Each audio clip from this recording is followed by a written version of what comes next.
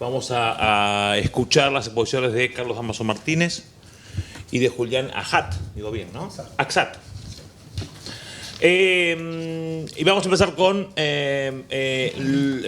Carlos Damaso Martínez, que es doctor en letras, investigador residente en el ILH de la UBA, el Instituto de Literatura Hispanoamericana. Es profesor de la maestría en crítica y promoción de las artes, investigador del IEAC, del Instituto de Investigaciones y Experimentación de la UNA, y es ensayista de literatura latinoamericana, escritor de varias novelas y libros de cuentos. 5 de esos, de los libros de cuentos, han sido de su narrativa, ha sido traducido al italiano. Lo que nos va a leer es un texto que se llama Roberto Bolaño, un escritor radicante y narrativa rioplatense. Bueno. Hola, hola. Hola.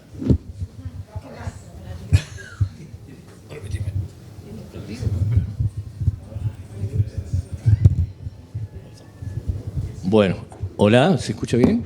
Sí. Bueno, disculpen. Bueno, yo voy a hacer una breve introducción, ya que hay un poco más de tiempo. Este es un trabajo que yo vengo haciendo en varias versiones, porque... hola, sí, ahí está. Es un trabajo que hice en varias versiones, nunca lo cambié el título, aparentemente, porque había escrito Roberto Bolaño, un escritor radicante, que es un concepto que después lo voy a explicar, y la narrativa rioplatense. Es decir, mi primer acercamiento a Bolaño fue sobre todo motivado por la profesora Serina Manzoni, que fue una de las que nos inició acá desde el instituto, y de su cátedra empezó a leer a Bolaño, y acá el amigo también que leía a Bolaño, ¿no?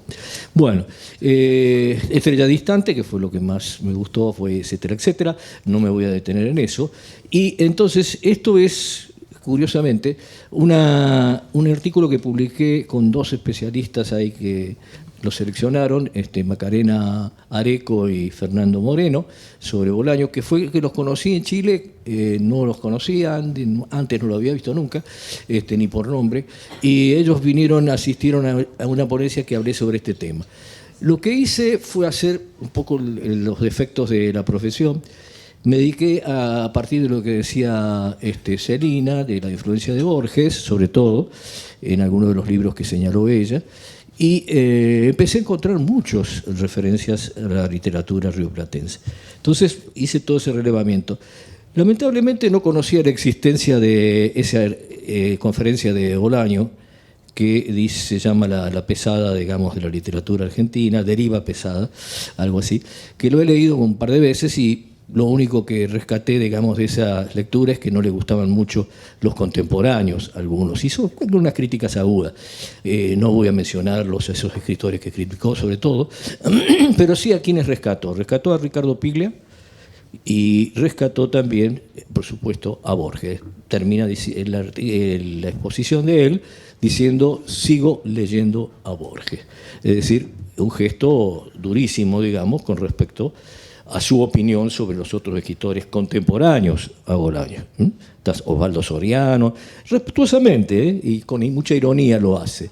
Eso lo leí posteriormente. Pues dije, bueno, me hubiera empezado por acá. Pero bueno, siguiendo la profesión, empecé a ver qué es lo que encontraba. Y escribí este artículo. Tengo una versión que publicaron en este libro, más larga, y tengo que está tachada. Bueno, acá voy a tener un ayudante que va a leerlo tachado, colaborador. Bueno, y yo voy a leer lo que dejé, porque como eran 15 minutos, no eran 15 minutos, eran un poco más, 25, 20 minutos. Está bien, ¿no es cierto? Bueno, entonces leo la original. El título ya lo dije y empiezo. Entre los rasgos originales de la narrativa de Roberto Bolaño sobresale claramente la presencia hiperbólica de remisiones intertextuales a la literatura, con cierta preponderancia a la obra de narradores rioplatenses. También una configuración ficcional de personajes escritores y de los conflictos propios de esas figuras al modo de las vidas imaginarias del Borges de la historia universal de la infamia. tanto en sus novelas como en sus cuentos, peculiaridad de una poética narrativa que recurre a la utilización de algunos géneros literarios, especialmente del policial y el fantástico. Otro aspecto significativo de Bolaño es la condición de escritor itinerante o radicante, entre comillas lo puse, en el sentido que lo entiende Nicolás Bourriaud, de un libro de 2009, debido en gran parte a la violencia de la dictadura cívico-militar en su país y en Latinoamérica de los años 70 y 80, que lo llevó a refugiarse como exiliado en México y España y a residir finalmente en Barcelona, donde escribió y publicó casi toda su obra narrativa. Esta vida de desplazamientos por territorios y contextos sociales y literarios diferentes será un factor decisivo en la construcción y en la visión del mundo de sus relatos. Sigo.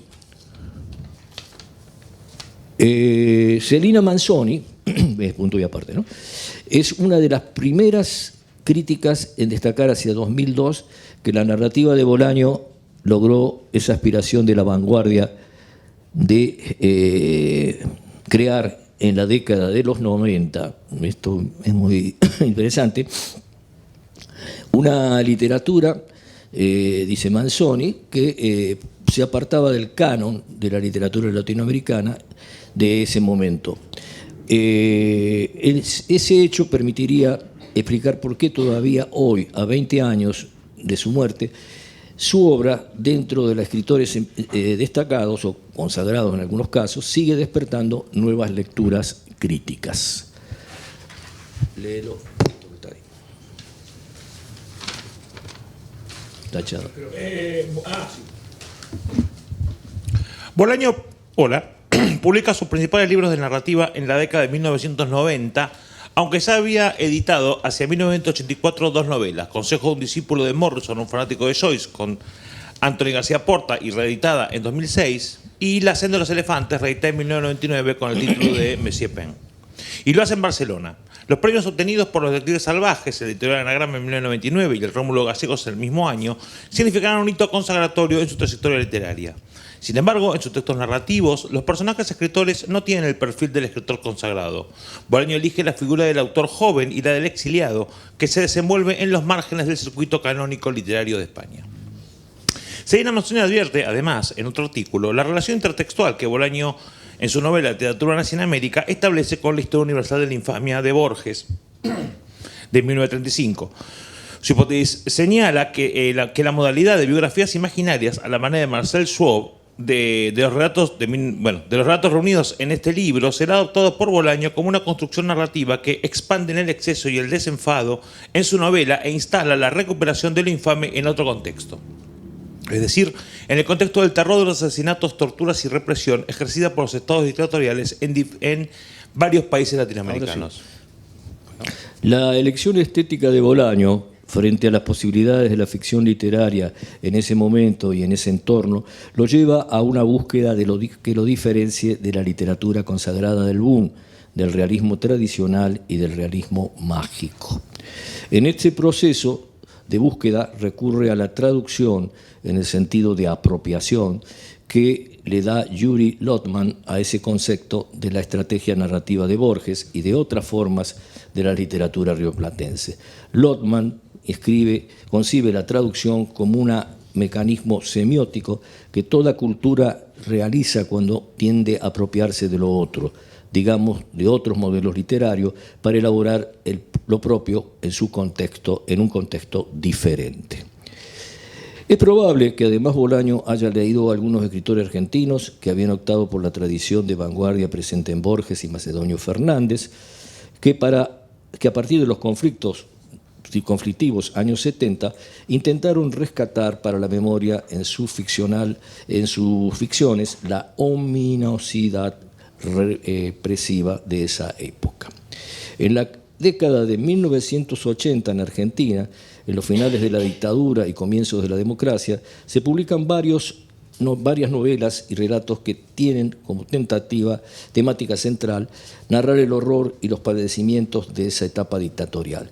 Podemos mencionar a algunos de los autores más difundidos: Ricardo Piglia, Juan José Saer, Héctor Tizón, Daniel Moyano. En varios cuentos de llamadas telefónicas, punto y aparte, ¿no? 1997, de Putas Argentinas, 2001, y El Gaucho Insufrible, 2003, Bolaño deja... Algo cambié, ¿no? Sí, ahí está, ahí está. Putas asesinas, pero... Fallido notable.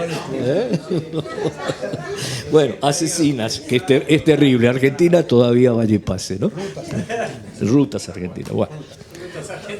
Ruteras argentinas, en todo caso. Bueno, corrijo, entonces me di cuenta que había hecho una errata que no lo vieron los editores tampoco, así que bueno. Lo cambió el teclado. El teclado, sí. Bueno, y El Gaucho Insufrible, creo que lo dije, 2003.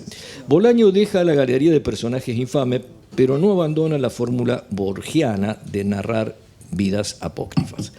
En estos libros, el principio constructivo predominante es también la biografía imaginaria de personajes escritores, pero esta vez de exiliados y de algunas mujeres solitarias, de vida errantes en los cuentos Clara, Joana Silvestri y Anna Moore, ¿no? Se escribe. Publicado en Llamadas Telefónicas, 1997. Personajes fantasmales, según señala la narradora en Joana Silvestre, y cuando dice, y estoy tentada de decirles que todos somos fantasmas, que todos hemos entrado demasiado pronto en las películas de fantasmas. Esto es de Bolaño. Un efecto simbólico, un modo de percibir literariamente la existencia indeterminada de personajes marginales en el mundo de este cuento y en otros a escritores exiliados como Sensini, el personaje del relato que lleva su nombre, en tiempo de una existencia post-traumática producida por las diásporas latinoamericanas y los miles de desaparecidos por las dictaduras cívico-militares, especialmente las de Chile, la del Río de la Plata, Argentina y Uruguay. Tuyo. Está tachado por eso. Como en el Teatro Una en América, 1996, y en Estrella Distante, 1996 también, Bolaño crea personajes narradores, protagonistas y narradores testigos que cuentan esas historias e instala en sus relatos diversas voces, muchas veces en registros de la oralidad, en la que se suelen entremezclar modalidades lexicales chilenas, argentinas, mexicanas, y crea así una estereofonía narrativa en la que la hiperintertextualidad siempre está presente. No solo una profusión de remisiones intertextuales, sino, según Manzoni, siguiendo a Genet, también como metatextualidad, es decir, como el dispositivo de una escritura y reescritura metaliteraria. Con esa propuesta narrativa, Bolaño configura su intervención en el espacio de la literatura latinoamericana y en lengua española en los 90. Es su modo de participar en la política de la literatura, en el sentido que Jacques Rancière le atribuye a ese concepto, con una poética original en ese centro importante de industria editorial que es Barcelona, y de oponerse a los cánones literarios hegemónicos de ese momento. Es su modo y estrategia de volverse público, para decirlo con las palabras del título del libro de Boris Groys.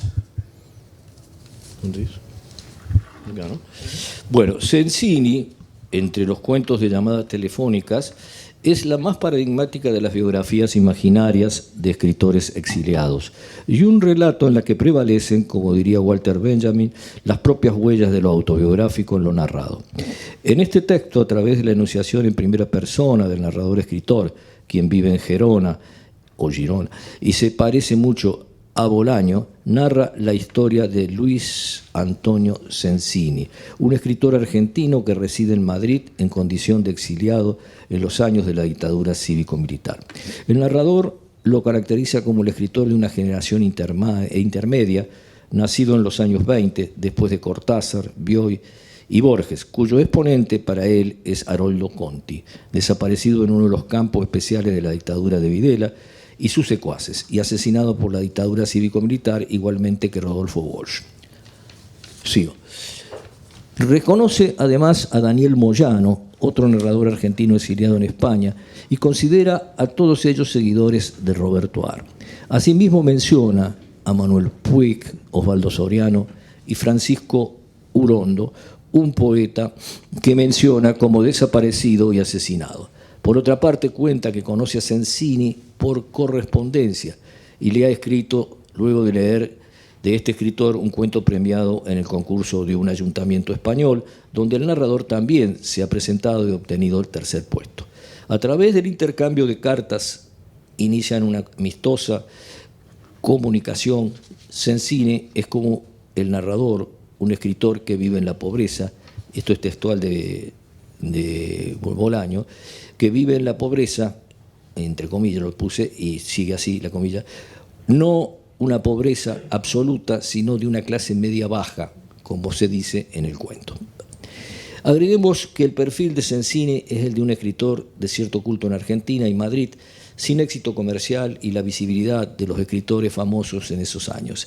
Este relato sin duda expresa la admiración y un homenaje de Bolaño al escritor argentino nacido en Mendoza, Antonio Di Benedetto, que vivió después de haber sido encarcelado por la dictadura cívico-militar en Argentina en condición de exiliado en España. Seguite, cosas que evidentemente sabemos todos. En el libro encontramos también el cuento de Enrique Martín, dedicado al catalán Enrique Vilamatas, un escritor que se distingue precisamente por su narrativa basada en la escritura metaliteraria. El personaje principal de este texto es el de un joven poeta español, de la misma edad que el narrador que refiere su historia, quien nos informa que, a su vez, ha nacido en Chile y es escritor, un alter ego de Bolaño. Una vez más, se narra la vida de un autor marginal y escéptico que, en este relato, termina suicidándose. Henri Simon Le Prince es otro cuento que traza la biografía imaginaria de un escritor que se siente fracasado y que ha vivido en Francia y en los años de la Segunda Guerra Mundial. Bolaño, sin hacerlo explícito, remite al cuento de Roberto Val titulado Escritor fracasado del libro El jorobadito, de 1933. Con el personaje del texto, el autor rioplatense, Le Prince, del autor rioplatense, Le Prince asume su condición de mal escritor y el narrador señala que, paradójicamente, lo acepta con resignación. ¿Dónde? En una aventura literaria, entre comillas el título de un cuento, hay un nuevo juego de espejos y competencias entre dos escritores, B y A. El primero no es famoso, esto es textual, ni tiene dinero y sus poemas se imprimen en revistas minoritarias. El segundo es todo lo contrario, es un escritor exitoso.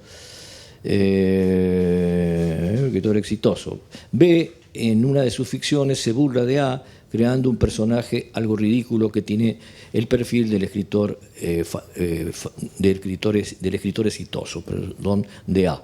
Finalmente, la trama de este cuento se va diluyendo ante un posible encuentro violento entre ambos, y el relato concluye como una resolución abierta, como en otros textos narrativos de Bolaño, en los que no se narra una vida imaginaria completa, sino un fragmento de la travesía de una vida móvil, portátil y nómade.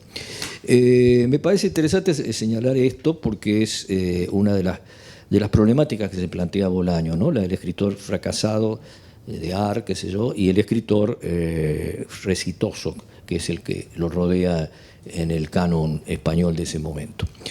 Esta modalidad, y también en latinoamericano, es decir, me parece que es abarcativo, esta modalidad se evidencia además en otros cuentos, pero esto lo puedo leer porque está muy pocamente chachado, en lo que se narran los itinerarios difíciles, sin rumbo claro, de exiliados chilenos como el del Ojo Silva, Putas Asesinas, donde el fotógrafo Mauricio Silva descubre el horror y la violencia también en otro mundo, en otra cultura, en la India. Ya avanzado el relato, el narrador testigo advierte que el resto, más que una historia, es un argumento, es un itinerario, dice, más que historia o argumento, es un itinerario. Es evidente que Bolaño narra itinerarios, vidas en tránsitos, fragmentos de desplazamientos transatlánticos, sugiriendo que para él si no hay viaje, no hay relato. Claramente una refracción de su propia vida y experiencia. En ese esquema narrativo se ubica igualmente la biografía imaginaria de un escritor argentino, en El viaje de Álvaro Rousselot, incluido en El gaucho insufrible. Se trata de una alusión a Bioy Casares, enmascarado como Rousselot, tal vez para obtener los ribetes paródicos del relato, que viaja a Europa buscando conocer a un director de cine francés llamado Guy Morini, quien ha realizado una transposición fílmica sin autorización de 2 novelas suyas. La hipótesis de plagio es casi una certeza para Rousselot. La imagen de ese director sugiere un parecido con Alain Resnais, que filmó hace un año en Marienbad en 1961, con ecos de La invención de Morel de 1940 de Bioy Casares. La paradoja que presenta Bolaño es que Rousselot quiere conocer al director porque cree que es su mejor lector, con lo que podría interpretarse que este escritor piensa que la reescritura o la transposición de un lenguaje artístico a otro sería una genuina creación. El gaucho insufrible, texto que da título a su libro, publicado a los pocos meses de su muerte en 2003, es un largo relato que reescribe de un modo paródico y con ironía varios tópicos de la narrativa rioplatense: La Pampa, el gaucho, el neocriollismo de vanguardia de Borges, Buenos Aires, la crisis económica del 2001, provocada por el neoliberalismo en la Argentina. Son reconocibles también los ecos del cuento El Sur de Borges, el humor macedoniano. El protagonista Pereda lleva el mismo nombre que le pone Marechal a Borges, del humor macedoniano, como se dice, lleva el mismo nombre de Borges, el humor macedoniano, que está en la novela Adán Buenos Aires de Marechal. Podría decirse que Bolaño en esto hace gala de su conocimiento de esta literatura latinoamericana del Encono Sur y con su destreza de gran escritor le rinde un homenaje. Me referiré ahora brevemente a la recurrencia del policial y el fantástico en la narrativa de Bolaño, centrándome en 2 cuentos de los libros comentados. El Retorno es un texto fantástico, una variante ayornada y algo neogótica del género, y como en Kafka no hay asombro ante la presencia de lo extraordinario. El narrador es un fantasma y cuenta su historia a partir de su muerte, cuando deja su cuerpo y luego es trasladado desde la morgue a París a la casa de un modisto llamado Villeneuve, que por una noche, quien tiene una relación sexual con su cadáver. Después que retiran su cuerpo, el fantasma, su voz, porque es un fantasma sin cuerpo, se queda a vivir con el modisto. En el cuento, las fronteras de lo real y lo sobrenatural se han borrado. No se trata del realismo mágico ni del real maravilloso, como lo ha señalado Paula Aguilar, investigadora del CONICET en Argentina. Digamos que se parece más al fantástico de Cortázar, de Cartas a una señorita de París, o tal vez establece relaciones con su modalidad y con el tratamiento del género en algunos cuentos de Bioy. Por ejemplo, El Gran Serafín, que da título a su libro publicado en 1967, y La Sierva Ajena del libro Historias Prodigiosas de 2013. La reedición, 1967 es el original. Bueno, acá hay una cita que la voy a leer, que la había tachado. Por otra parte, Aguilar señala además que, respecto del fantástico, las apariciones fantasmales constituyen el rasgo fundamental que Bolaño explora para iniciar sus mecanismos. Si bien el tono desacralizador de Bolaño apunta a la parodia, tal como aparece en algunos relatos, diremos que no es posible reducir el funcionamiento del fantástico a un método de escritura lúdico e irreverente. Ya vamos a terminar. Sigo. Ya estamos en tiempo, ¿eh? Sí. Bueno, son una paginita. Podría afirmarse que el carácter original de esta apelación a lo fantástico, que si bien se vincula con la tradición del género rioplatense de la década de 1940, de Borges, Bioy y Silvino Campos, por su utilización de la indeterminación entre la ficcional y un posible real, es la percepción de los sujetos personajes como fantasmales, la cuestión que vuelve a su narrativa más cerca de lo que en estos años se denomina neogótico o literatura fantasmagórica, como lo llama Pamparán a la narrativa fantástica actual, para diferenciarla del fantástico anterior. Ahí lo pone a Piglia también y a Marcelo Cohen. La destacada crítica y especialista de la teoría del género aclara que esta denominación no significa que se refiere a los espectáculos de juegos visuales del siglo XIX con una linterna mágica modificada. Para ella, actualmente lo que está en disputa es la autonomía de la ficción frente a la expansión de los universos virtuales. Expresa además que, leo la cita de ella, es cierto también que nuevas condiciones de producción y circulación del libro han desarrollado nuevas formas de leer y que es posible admitir a las nuevas narrativas que el fantástico ha vuelto a ejercitar algunas mutaciones en sincronía con las desregulaciones sufridas por el arte contemporáneo, y entre ellas están las fricciones y traspasamientos genéricos influenciados por el lenguaje audiovisual. Como ya dijimos, los personajes en las narraciones de Bolaño por lo general son latinoamericanos, exiliados, como el mismo Bolaño, que estuvo preso por corto tiempo cuando regresó a su país desde México a pocos días del golpe cívico-militar de Pinochet.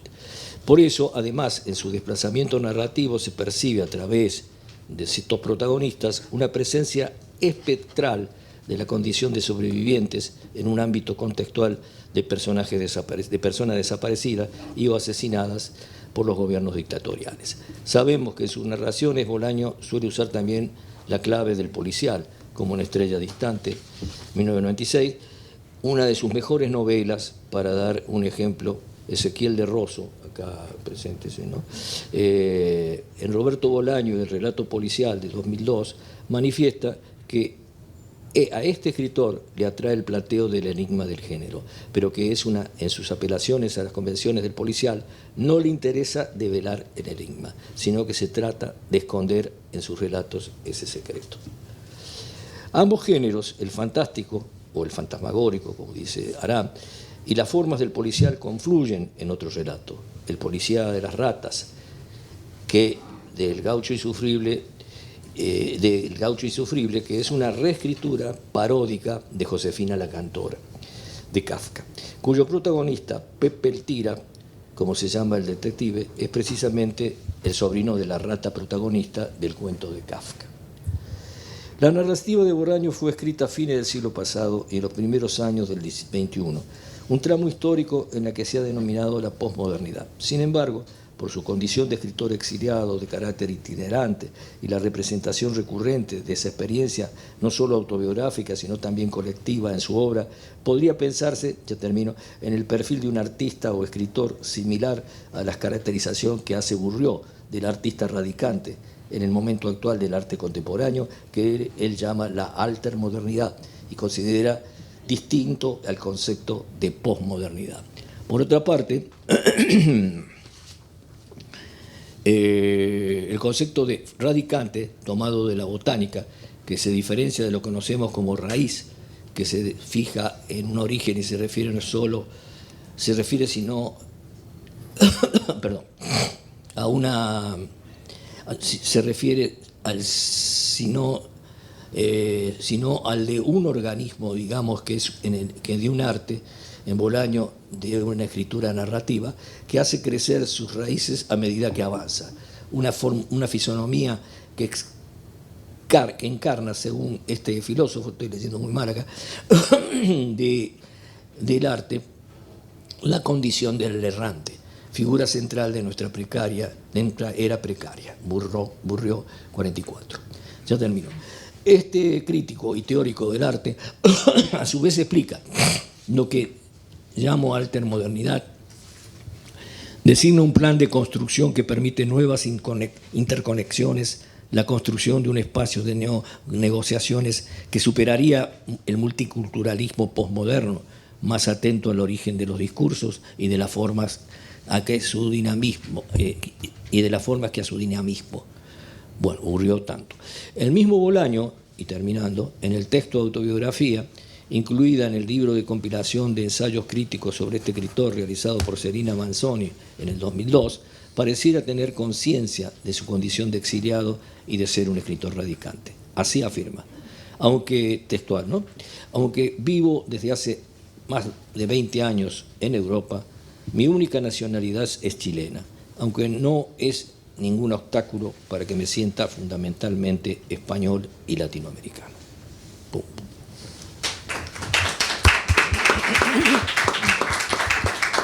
Entonces leí la versión más larga. con ayuda acá de Ezequiel.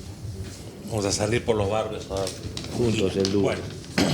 Bueno, vamos entonces ahora a escuchar a Julián Axat, que es magíster en Ciencias Sociales, abogado, poeta, editor, docente en diversas casas de estudio y autor de obras y artículos que versan sobre diversos tópicos como literatura, sociedad, acceso a la justicia y derechos humanos. El trabajo que nos va a leer es Roberto Bolaño y la antología de la poesía surrealista de Aldo Pellegrini, derivas en Últimos atardeceres en la Tierra. Gracias, Ezequiel. Bueno, esto es una ponencia todavía inédita, que en realidad tiene algunas notas publicadas en medios, que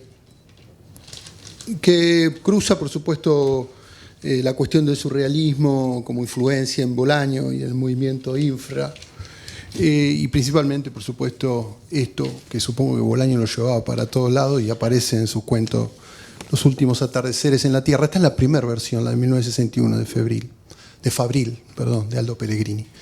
Este libro que creo que influenció a varias generaciones de jóvenes y que tuvo mucho impacto en la literatura latinoamericana, en tanto fue la primera, en realidad no fue la primera, porque César Moro había hecho una ya en Perú, y en México, perdón, y sí de la que abrevaron desde Argentina y de toda Latinoamérica los surrealistas, y la que Bretón también aprobó, por supuesto, porque Aldo Pellegrini le mandaba a Bretón, esto me lo contó Mario, el hijo de Aldo, todo lo que iba armando y los poetas que iba incorporando, y Bretón le decía, como buen papa, le decía, sí, sí, sí. Por ahí. Más allá de este fetiche, ¿no? El objeto lo traje porque me parece que tenía que estar en esta mesa. Bolaño, en este cruce entre Bolaño y el surrealismo, se le ha consultado, una vez se le preguntó a Bolaño, que hasta, creo que están entre paréntesis, cuál era, hasta dónde llegaba la influencia del surrealismo, y Bolaño dice, el infrarrealismo, dice Bolaño, es un movimiento que Roberto Mata crea, el chileno Mata, artista plástico, poeta también, crea cuando Bretón lo expulsa a del surrealismo y se lleva a México, Mata, el movimiento, y funda o lo traduce en términos de lo que él llama el infrarrealismo. Un movimiento que dura 3 años y del cual Mata fue el único miembro. Años después, ya en 1974, 75 y 76, Bolaño, Mario Santiago y compañía fundan el infrarrealismo, tomando, por eso dice acá Bolaño, el infrarrealismo es un movimiento de Roberto Mata, crea cuando Bretón lo expulsa del surrealismo, que dura 3 años. En ese movimiento había solo una persona, que era Mata. Años después el infrarrealismo resurgiría en México con un grupo de poetas mexicanos y 2 chilenos. La mención de Mata no es casual, después voy a referir por qué, y por qué está vinculada con la antología, que es el poeta menor mencionado e incluido en la que es Guy Rosset, que es uno de los fundadores también del surrealismo y el misterio en torno a la figura de este poeta fantasmal que es mencionado en el cuento Los últimos atardeceres en la Tierra, ¿no? Y esa obsesión de Bolaño, así como con Cesárea Tinajero o con la propia Auxilio Lacouture, que la llama en Amuleto, ¿no? Esa obsesión por esos poetas o poetas mujeres u hombres similares a Rimbaud, ¿no? Que desaparecen, ¿no? Eso que acaban de mencionar aquí como ese espectro, el poeta fantasmal que deambula y que es menor, ¿no? Y que Bolaño o su alter ego Velano es de alguna manera, o el propio Ulises Lima encarnado bajo la figura de Papa Schiaro, representa también deambulantes, radicantes, como muy bien se dijo aquí. Hay un libro que es la obra del francés Jean Schuster, que murió en 1995, que publicó en 1970 el libro de Mata, que está titulado Development sur infrarrealismo, de Mata, que es uno de los libros póstumos bajo el sello de Eric Losfeld, que es el libro en el cual se explica un poco la historia de de por qué Mata crea este movimiento al que titula los infrarrealistas, de los cuales los posteriores infrarrealistas o los visceral realistas de los detectivos retoman la idea. Ese es el punto en el cual abreva el surrealismo, por lo menos desde el punto de vista colectivo, en los poetas en torno a los detectives salvajes y al movimiento del cual surge, luego de que Bolaño viaja de Chile a México con sus padres, surjan sus primeras influencias o obsesiones literarias. El programa poético revolucionario de Mata y Schuster parece irradiar sobre el movimiento de Bolaño, Mario Santiago, Bruno Montané, de 1974, y que 2 años más tarde convertiría el movimiento de vanguardia con la aparición del primer manifiesto, el primer manifiesto firmado por el propio Bolaño con la estela surrealista. Los infras concurrían a la proclama de Breton de que la revolución necesitaba del motor liberador de la poesía. El horizonte de la literatura y el pensamiento surrealista es ostensible en la concepción de ese manifiesto infra, cuyo título lema remite desde ya a Arthur Rimbaud, palabra que Breton glosó tantas veces: déjenlo todo nuevamente, salgan a los caminos, retomando a Kerouac también. Y del primer manifiesto, por supuesto, del movimiento infrarrealista, cuyo contenido fue orientado también por el espíritu de la revuelta del mayo del 68 y por supuesto que por la propia revuelta en la UNAM, ¿no? Y este horizonte aparece asimismo en el manifiesto infrarrealista firmado por Mario Santiago Papasquiaro, donde aparece la fórmula mundos, ondas, gente que me interesa. Y se enlista en particular referencia a la internacional situacionista, el cruce entre surrealismo y situacionismo, Guy Debord, ¿no? Con aspectos muy importantes, ¿no? La sociedad del espectáculo, donde también aparece la influencia fuerte, no solamente del surrealismo, sino también el cruce situacionista, ¿no? Las intervenciones públicas del movimiento mexicano. Dice Bolaño en su manifiesto: nuestra ética es la revolución, nuestra estética la vida, una sola cosa.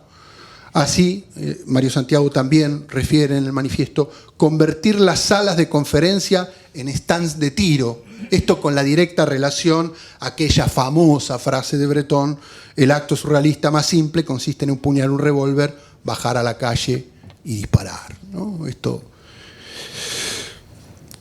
había que actuar en el movimiento, tanto en las dos vanguardias, había que actuar directamente sobre la vida cotidiana, el espacio donde el orden es inaparente pero sólido y actuante. Tal cual lo anunció Bolaño en su manifiesto, dice Bolaño: subvertir la realidad cotidiana de la poesía actual. Asimismo, debe tenerse en cuenta la muy importante presencia y la figura que concita Octavio Paz en México, por supuesto, también un heredero, de alguna manera, de la influencia surrealista y su traducción latinoamericana. Paz era para los infras, esto está en los detectives salvajes, un obstáculo como poeta mayor, de ahí la necesidad de interrumpir en los recitales de él y boicotear sus apariciones públicas a través de manifestaciones poéticas disruptivas. Esto lo cuenta Bolaño en los detectives salvajes, ¿no? Y esa disputa, o parece disputa rencilla, entre un poeta menor, Ulises Lima, y Octavio Paz, ¿no? Y así también la fascinación de Bolaño con los poetas menores, como el propio Mario Santiago, como podría ser la fascinación de Guy Rosseil como poeta menor frente al mismo Breton, ¿no? Guy Rosseil, Breton, Mario Santiago, Octavio Paz. El poeta mayor y el poeta menor, como un satélite que gira y le hace una suerte de guerra de guerrillas poéticas, ¿no? Aldo Pellegrini, ¿no? Acá me meto en la parte de Aldo Pellegrini y la antología de poesía surrealista. Me parece importante volver a mencionar el libro de Pellegrini, en tanto obra de la que abrevan varias generaciones de intelectuales, con la cual se introdujeron al surrealismo, entre ellos Bolaño. Aldo Pellegrini se tomó el trabajo de compilar y traducir el nudo de la poesía surrealista, publicado originalmente, esta es la primera edición, en 1961, por la mítica Fabril Editora, y las sucesivas reediciones hasta hoy, bajo el sello que continúa su hijo Mario, me refiero al sello Argonauta. Aldo Pellegrini, desde las aulas de la Facultad de Medicina, fue médico de profesión, logró trascender como el fundador del primer grupo de surrealismo en idioma distinto al francés, según sus propias palabras. Todo empezó en el año 1926, el surrealismo había sido fundado por Breton en París en 1924, cuando organiza con un pequeño grupo integrado, la mayoría por estudiantes de medicina, que un par de años más tarde editarían en Buenos Aires la revista ¿Qué?, y que incluía a Carlos Latorre, Juan Antonio Vasco, Celia Gorinsky, Enrique Molina, algunos dicen o mencionan al propio Girondo, Francisco Madariaga, Juan José Celi, Julio Ginazo, El Gorosco, y algunos sostienen a la propia Alejandra Pizarnik, aunque Pizarnik es posterior. Respecto a la antología de la poesía surrealista, el libro, como decía, fue alabado por Breton. La antología, dice Breton, la antología más completa hasta la fecha en cualquier idioma. Y los motivos que merecieron el halago son muchos. La antología de poesía surrealista recoge lo mejor de casi 70 poetas de todas las épocas del movimiento de Europa, desde 1922 hasta 1961, distribuidos en 2 secciones: poetas militantes del grupo surrealista y poetas de lenguaje surrealista, donde podemos encontrar a aquellos autores que prefirieron mantener una independencia incluso respecto del surrealismo. La antología cierra con textos en colaboración, que a su vez culmina con un juego por excelencia del movimiento en función del cadáver exquisito, los textos colectivos. Después, obviamente, fueron apareciendo nuevas ediciones de Aldo Peregrini y de la antología, y se fueron corrigiendo, incluso agregando algunas fotos y demás. Creo que la antología lleva como 15 ediciones, o sea, Argonauta ya no sé cuál es la última edición. Concretamente, una singular naturaleza enciclopédica subjetiva que le da férrea identidad a este celebrado trabajo, que no ve contradicciones entre pasión y conocimiento, como lo advertimos, por ejemplo, al leer con total naturalidad, asintiendo silenciosamente a las formas del surrealismo en todo su género. Hasta aquí lo que es la antología. Últimos atardeceres en la Tierra. El cuento Últimos atardeceres en la Tierra relata el viaje de vacaciones emprendido por B, no lo voy a contar todo, solamente el tópico que me interesa, y su padre, desde la Ciudad de México al balneario de Acapulco, en la costa oeste.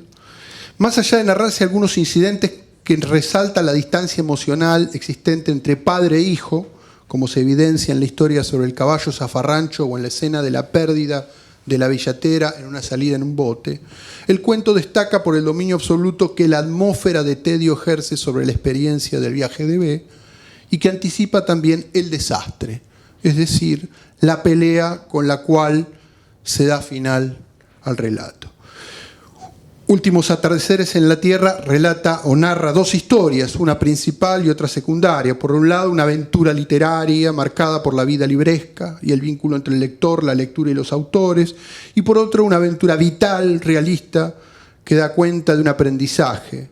En Últimos atardeceres, la historia principal es la de las vacaciones en Acapulco, como decía, y después el relato, la historia de la desaparición de este poeta menor, surrealista, Guy Rosset, que aparece en la antología y que desaparece en pleno exilio de los poetas, yéndose por el sur de Francia en el barco, y que no aborda el barco a último momento y que desaparece en Marsella, ¿no? Esto es directa relación, parece, con Rimbaud, ¿no? Desaparece en Marsella. Hay una frase que Bolaño dice por ahí, que no está aquí, dice: hay tiempo para la poesía y hay tiempo para el box, ¿no? Su padre era boxeador, ¿no? Ahí hay un juego entre el vitalismo y la pasión por la poesía, que quizás en esos 2 tiempos, box y poesía, su padre y él, se juega también la relación entre vida y arte, ¿no? Que es un poco también lo que abreva en el infrarrealismo y en el surrealismo. Y Los Últimos atardeceres debe ser uno de los pocos textos en los que Bolaño hace una referencia aquí explícita a su padre. Me da la sensación de que también se percibía a sí mismo como un huérfano latinoamericano errante. Retomando la tesis de Chekhov que popularizó Piglia, el cuento, como decía, narra esa historia superior y la otra en la superficie. La de Guy Rosset es la historia infra, ¿no? La historia subterránea.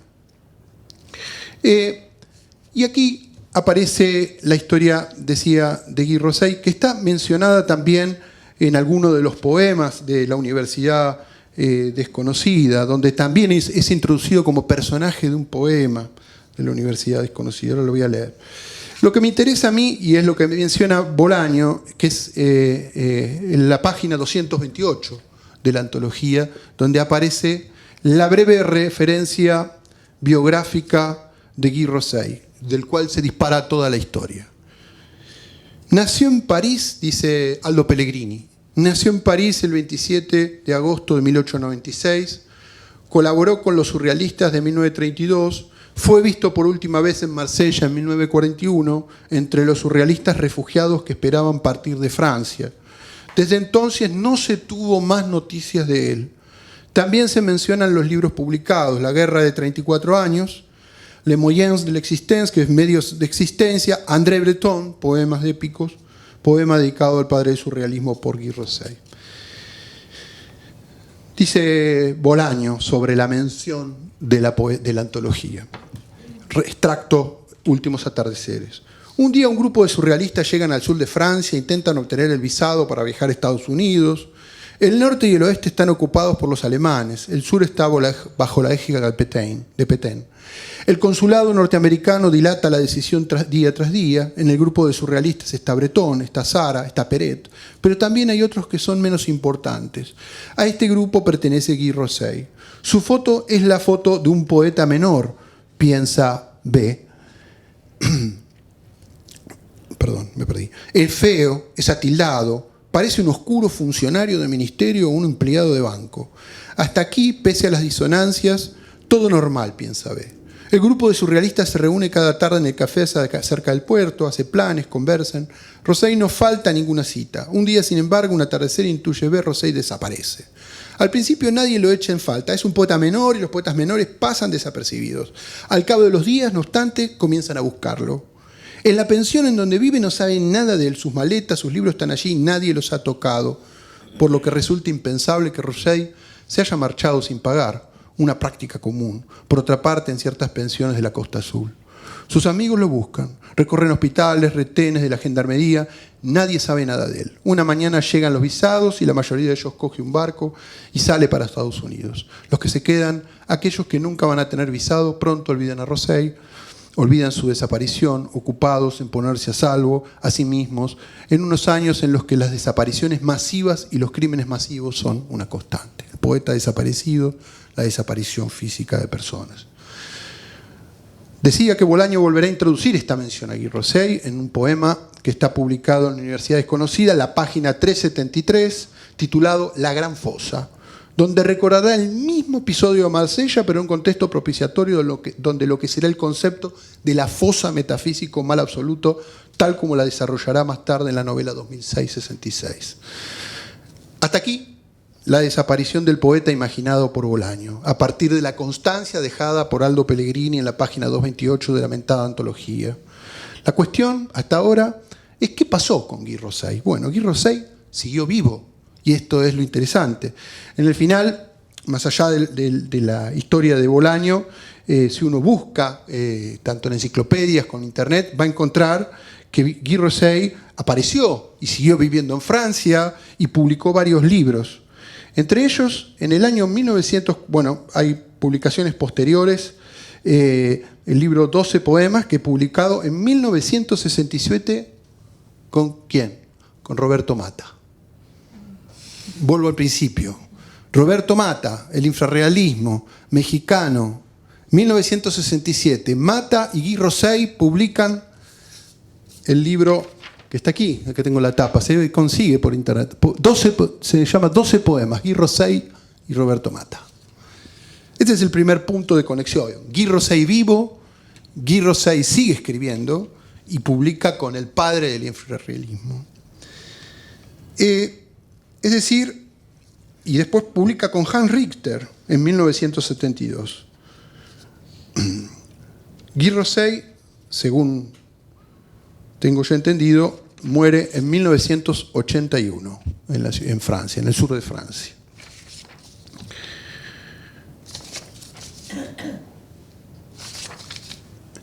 A esta pregunta yo, por supuesto, ante la duda, le escribo a Mario Pellegrini, de quien soy conocido. Mira.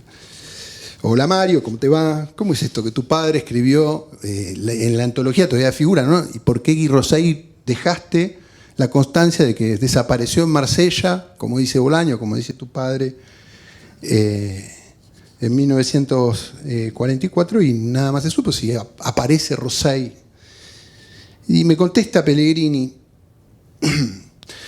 hola Julián, un gusto tomar contacto contigo con el tema de Guy Rosseil. En efecto, se trata de un poeta enigmático, dice Mario Pellegrini, sobre todo por las circunstancias de su desaparición.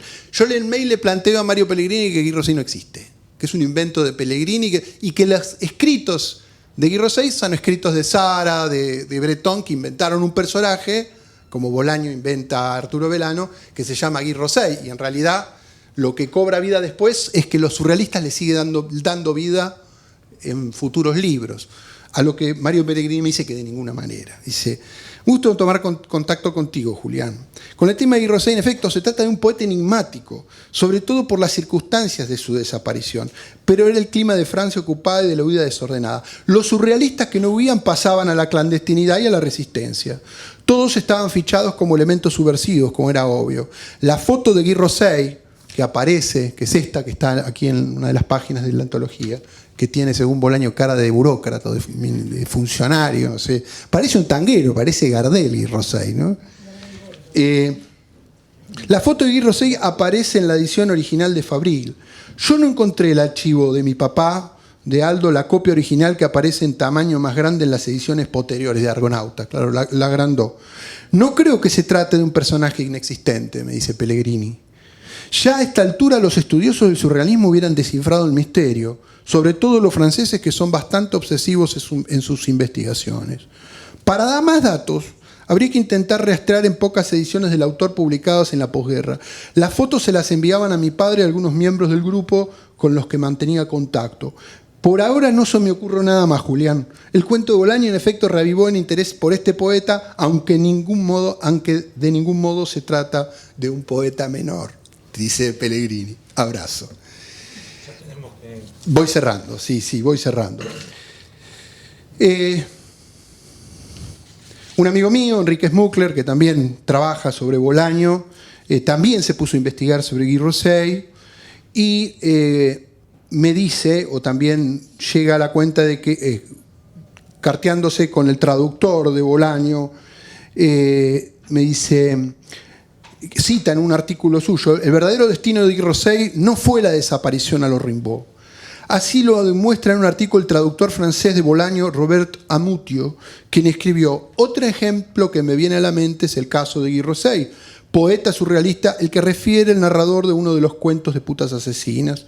Precisamente que es para mí un gusto, uno de los cuentos, es para mi gusto, uno de los cuentos más bellos que escribió. Mientras traducía, busqué información sobre este poeta que figuraba como muerto en 1940 en el libro de Pellegrini. Pero Guy Rosseil no estaba muerto. Encontré su rastro gracias a Richard Walter, de la revista Infosur, que me puso en contacto con Jean-Pierre Lasalle. Este último había conocido a Guy Rosseil y me envió un ejemplar de sus últimas obras de poesía. Género a lo que el antiguo surrealista había vuelto tras años de silencio. Las dos vidas de Rosseil atrajeron a Bolaño, que inmediatamente adoptó la segunda, que demuestra la última entrevista que consiguió Philippe Lasson de Liberación.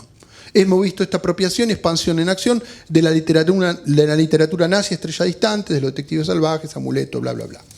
Y después, en otra investigación que hice, encontré este detalle muy interesante. En algunos sitios encontré que Guy Rosseil murió en 1981. Sin embargo, di con un dato que me estremeció. En la revista Primera Plana, Buenos Aires, año 7, número 313, página 24, de 1968, dice, se menciona a Guy Rosseil y dice: no existió. Es un artículo sobre el surrealismo. Guy Rosseil no existió, sino que se trataría del seudónimo utilizado por el rumano francés Sami Rosenstock, el que alternaría con el de Tristan Tzara, nacido casualidad el mismo año que Guy Rosseil, es decir, 1896.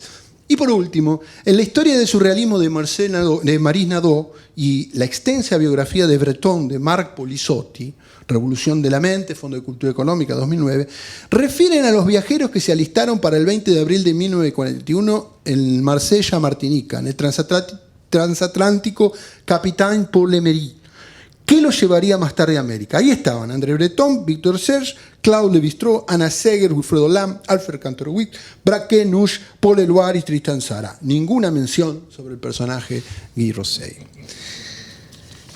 En conclusión, y cerrando, historias de fantasmas, de espectros, de heterónimos. La escritura de Bolaño está directamente relacionada con el movimiento surrealista, con la influencia de en el infrarrealismo y con muchas actitudes, con el situacionismo y actitudes y manifiestos disruptivos. El elogio del carácter minoritario de los poetas o su malditismo está directamente relacionado con los personajes que lo fascinan. Rimbaud, por supuesto, podría ser, por supuesto, Guy Rosset, Mario Santiago Papaschiaro, acaso Cesaria Tinajero o Auxilio Lacouture. Breton se parece más a Octavio Paz, poetas mayores, menos decadentes y menos malditos. El mito de Guy Rosset es un engendro o proyección del propio Bolaño a partir de la brevísima nota de la antología de la poesía surrealista que le sirve para justificar un procedimiento poético que le ubique en el margen como detective salvaje ante un poeta que desaparece, como Rimbaud que desaparece en Java o en África. Guy Rosset funciona también como Cesaria Tinajero y es un misterio desaparecido a develar que le da sentido a la poesía. No importa si Guy Rosset vivió o no vivió, lo importante es que a Bolaño sí le sirve esta nota para proyectar su propio espectro, por lo que le permite esa figura espectral un disparador desde la poesía para la propia narrativa. Muchísimas gracias.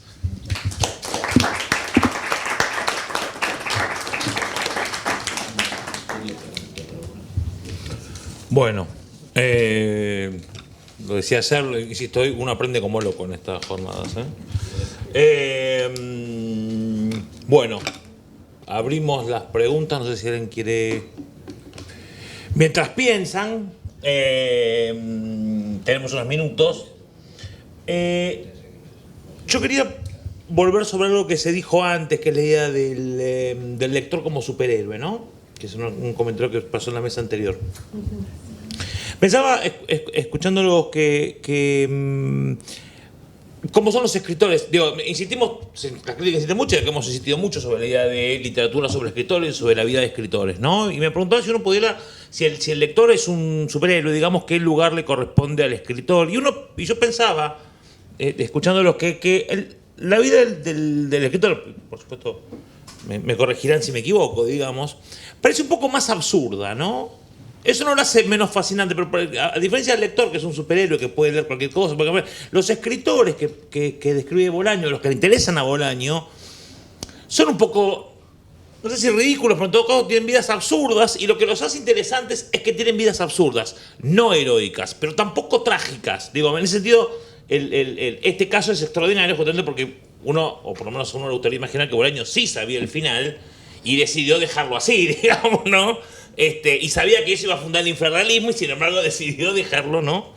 En el escenario. En ese sentido, digo, porque pensaba en esto, en esta figura de la desaparición, como una figura que, ¿no? Que también es otra cosa que sugiere Julián, que es esta idea de que hay una zona, por lo menos, de teatro bolaño que se organiza alrededor de la desaparición, de la figura de la desaparición, ya sea en modo surrealista, ya sea en modo fantástico, o ya sea en modo político, pero en todo caso pareciera ser que hay algo en esta especie de desvanecimiento, si ustedes quieren, que digo, desaparición en el sentido más casi, digamos, etimológico, de desaparición en el sentido de, bueno, lo que tristemente sabemos de la política, pero incluso como estos personajes que empiezan a desvanecerse en las tramas de Bolaño, ¿no? Que son como, que empiezan a desaparecer, que están en algún momento, digo, César Tinajero, para decirlo de alguna manera, ¿no?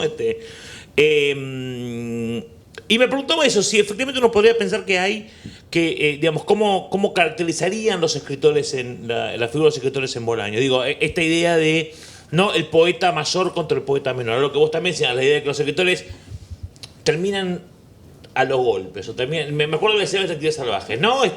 Un duelo. Y uno cuando ve el duelo dice, bueno, es un poco absurdo, digamos, no es todo, ¿no? Como... Digo, por toda la intensidad que quieran poner los real visceralistas, suena un poco ridículo andar fajándose con Octavio Paz, digamos, como medio. Digo, y me acordaba de esto, ¿no? De esa idea de los duelos, de estos personajes que están dispuestos a ir hasta la muerte por unidad literaria, y los textos de Bolaño que los tratan como si, bueno, son encantadores, son gente a la que queremos por eso, y sin embargo, ¿no? Pareciera ser. Bueno, no sé, digo, ¿qué les parece a ustedes sobre la figura del escritor en Bolaño? Porque me parece que hablamos mucho digo, por lo menos la vez anterior hablamos de los lectores. Por ahí habría que hablar de cómo son los escritores, los que tanto decimos que habla Bolaño, digamos, ¿no? Bueno, esos son los escritores que Bolaño prefiere, me parece, ¿no? Es decir, por eso es que parece una historia de Bolaño, de los escritores que yo mencionaba, fantasmales y toda esa cuestión, ¿no? Y estaba pensando, yo no lo leí muy bien a la novela de La Gorda, la de 2066, sí, cuando hay toda una discusión de los académicos sobre un poeta que también es un Exacto. misterio, ¿no? Como es el Malfitano, ¿no? Archimboldo. Y un poco parece la figura de Archimboldo, ¿no? Es lo único que se me ocurrió. Así que bueno, muy buena investigación, realmente bolañesca, y apasionante, ¿no? Es decir, ir descubriendo este sujeto escritor escondido, diríamos, ¿no? A lo largo de muchos de los cuentos de Bolaño tienen que ver, ¿no? Tipos que se van, que vuelven, ¿no? Que son siempre un misterio, ¿no? Un poco guardan eso que decís vos del policial, el secreto. Sí. Lo que me parece que son misteriosos porque son absurdos, ¿no? Son misteriosos porque son con el Kurtz de... No, se pierden con su... Digamos, son Sí. misteriosos porque son muy siniestros, digamos. No, pero se pierden con su propio enigma. Sí. Es decir, en este caso, por ejemplo, sí, ¿no? Es decir, sí. es enigmático y a la vez desaparecido, ¿no? Qué sé yo, son deducciones así dichas sin pensar mucho, ¿no? Impresiones más que nada. Bueno, eso se me ocurre por ahora. Vos que hiciste la investigación, habla un poco. No, a mí me da la sensación de que hay, que en la etapa más juvenil de Bolaño, en la etapa de poeta, hay un vitalismo, sí, sin duda, en sus fugas, ¿no? De Chile a México, de México de nuevo a Chile, justo se desata el golpe, y además el viaja acá, no sé, camina, va y viene de México haciendo dedo en autostop, ¿no?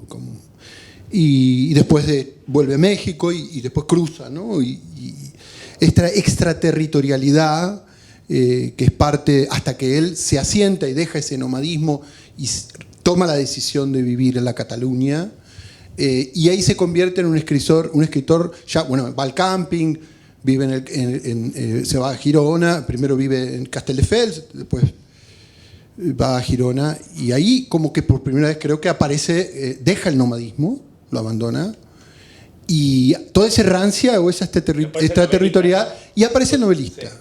El vitalismo termina cuando se acaba el poeta. Y el narrador surge cuando empieza a mandar los cuentos con Sensini desde en la casa que le prestan en Girona. Y me parece que ahí aparece Borges. Porque Borges es un escritor totalmente sentado, digamos. Borges tiene lo mismo. O sea, lo que Borges... le fascina de los compadritos y de los duelistas y de Conrad y de London, es lo que él no hace, porque está sentado en la biblioteca leyendo. En eso me parece que el sedentarismo borgiano lo conoce Bolaño al final de su vida. Toda la primera parte de Bolaño no tiene nada que ver con eso, es más London, Conrad, es su vida, es el viajero. Entonces me parece que en Bolaño se dan las dos cosas. Todo ese vitalismo inicial que tiene fin en la Cataluña, digamos, lo convierte en otra figura cuando decide pasar a la prosa, cuando decide pasar a la narrativa. Son dos Bolaños y son dos movimientos. Tengo esa sensación. En el segundo movimiento está Borges y en el primer movimiento está Rimbaud. Digamos, me parece que son las dos tensiones que tiene Bolaño en su vida, ¿no? De la industria editorial. Bueno, al final... Todos tenemos que vivir de algo. La posibilidad de la novela. ¿Alguna comentario? No, pásame si querés ese micrófono para... ¿Algún comentario, observación, alguna pregunta? Allá. No, una pavada solo para decir algo. No, me gustó Julián, que se autopercibe personaje de Bolaño, en esa búsqueda frenética de un escritor, es casi como que está encarnando un guión bolaniano. Me gustó esa buscar, por más que no sé si al final lo encontramos o no lo encontramos, esa sigue siendo bolañesco. Solo eso, nada más. Sería como una lectura de escritor. Pero yo le pregunté a Mario Pellegrini por qué no corrige la entrada y me dice, ¿cómo voy a tocar eso que hizo mi padre hace sacrilegio? No lo va a corregir. Si no, parece que si no, no queda. En la antología de la poesía surrealista sigue desaparecido Guy Rossetti. En la página 228, todas las reediciones hasta el día de hoy, Mario Pellegrini decidió dejar en la página 228 que Guy Rossetti desapareció. Sin embargo, uno entra en internet y Guy Rossetti vivió hasta 1981. O sea, esa es, tanto Bolaño como Aldo Pellegrini jugaron a ese fantasma. Pero otras cosas se corrigieron de la... Otras cosas sí, pero eso no se tocó. Porque yo creo que en el fondo Pellegrini también sospecha de que Guy Rossetti es un misterio también para el propio surrealismo. Y que es tanto más interesante así. Sí. Bien. Sí. Gracias por las ponencias. Quería preguntarle si en esta lista de desapariciones que se multiplicaban, ¿no?, en el plano político, en el plano fantasmático, en clave fantástico, en clave policial, recuperar la cuestión de cuando Julián habla de vitalismo, ¿no? Si ahí no hay un proyecto de vanguardia que es, bueno, desaparecer que la literatura se funda en la vida, ¿no? Es decir, ahí hay algo como llevado al extremo, ¿no? Que porque la vida se vuelve arte, o sea, hay algo ahí que por supuesto tiene este plano donde se juega la noción de autoría y de nombre propio, etcétera, ¿no? Pero digo, ¿qué pasa con ese llevar adelante el programa inconcluso de la vanguardia, ¿no?, que es justamente un arte que desaparece en la vida, digamos, ¿no?, como utopía o como horizonte, ¿no?, de un programa inconcluso, de algún modo, ¿no? Yo creo que la respuesta a tu pregunta es la novela Los detectives salvajes, que es justamente la explicación del fracaso de su propia vanguardia latinoamericana y la desaparición de ese proyecto de vida y lo que vino después, que es justamente la derrota, ¿no?, política, literaria, estética y la imposibilidad de que la vida sea arte. Bolaño escribe, digamos, Los detectives salvajes como una respuesta a su generación, y es esa respuesta. Él no pudo lograr, en su vida coagular justamente los dos aspectos, vida y literatura, o sí. Pero, me parece que el fin de Bolaño, la muerte de Bolaño en 2003, toda la cuestión que gira en torno a él, el boom editorial, da cuenta de otras capas dando vuelta, digamos. Habría que ver si esta pregunta que vos hacés, en realidad, tiene que ver con otra idea de Bolaño que no tenía antes de morir. Él quería dejarle a sus hijos que 2066 sean varias novelas publicadas por parte para poder tener dinero para que sus hijos puedan vivir. Hoy Lautaro Bolaño, sus mujeres son millonarios. La realidad, Bolaño pensó en dejarles esa novela para que vivan. ¿Qué iba a pensar que Bolaño, que la novela hoy en día se iban a editar en Estados Unidos o iba a haber editores que, hoy son millonarios? La mujer de Bolaño es millonaria. Tenía buen olfato. O sea, el capitalismo compró todo eso también, hizo de eso una mercancía, ¿no? La literatura se transformó en mercancía. Eso no sé si Bolaño lo hubiera querido. Pienso en la muerte de... Espera que sí o no va a quedar, Selena. No, son relaciones que surgen de una mesa que ha sido muy movilizadora. Me interesó muchísimo, estoy muy contenta de haberlos escuchado, esto de lo fantasmagórico. Estoy pensando en, cuando vos hablas de la muerte, del fracaso, esa búsqueda sin éxito, estoy pensando en Tinajero, la muerte o sea, toda esa construcción para llegar a Cesárea Tinajero termina con la muerte de Cesárea Tinojero por parte de aquellos que son las que la están buscando. Entonces, es como una relación que tiene que ver con esto que está planteado, ¿no? También es un fantasma, también ahí hay una figura fantasmagórica. Entonces, y un fracaso y está la relación, poesía, muerte, vida, en fin, son esas cosas que despiertan de pronto lo que ustedes han hecho acá. Muchísimas gracias por lo que hicieron. Muchas gracias. Bueno, ahí.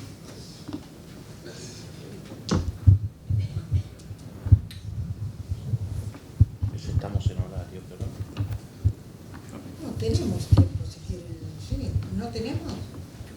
Si le decimos lo que está afuera, seguramente no, pero vamos a llamarnos a silencio. Acá Qué misterio, una pregunta para Julián y un comentario también.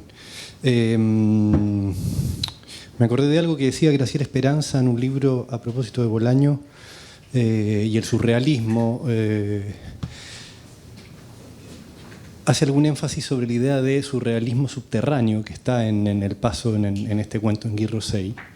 Y después recordé, porque mencionaste a Bruno Montané, los 2 primeros números de Verte Trepat, que es un fanzine que publica Bolaño en Barcelona en el 77 y que está también en el sitio este que hablábamos de la Portales, y que es una revista, es absolutamente delirante porque es una revista absolutamente chilena, digamos. O sea, el primer artículo es de Soledad Bianchi, después hay solo poetas chilenos, después hay un artículo que Enrique Lim manda a un encuentro de exiliados en Rotterdam y que se publica en el 77 en Barcelona. Me acordé me pareció fantástico el vínculo con Mata, digamos, ¿no? O sea, como que todo se uniera por la vida de Roberto Mata, y me pregunté, porque no lo sé, o me lo olvidé, por las lecturas de Bolaño del surrealismo chileno. No sé si el grupo Mandrágora, Teófilo Cid, Braulio Arenas, no sé si pudiste meterte por ahí, porque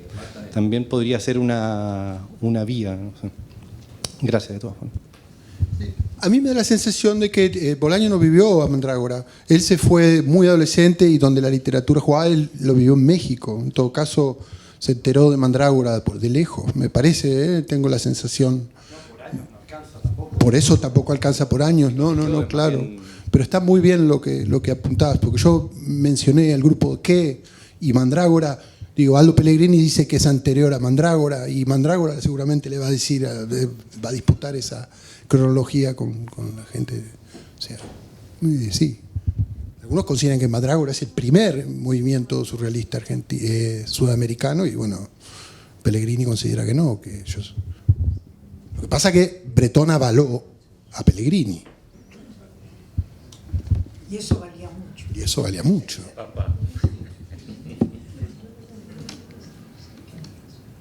Bueno, si les parece, hacemos la pausa de café ahora. A las 18 tenemos la octava mesa con Héctor Hoyo, Fermín Rodríguez, Macarena Alejo y Fernando Moreno, y después la plenaria con Carlos Valar. A las 20, a las de 20 a 25. Bueno, muchísimas gracias.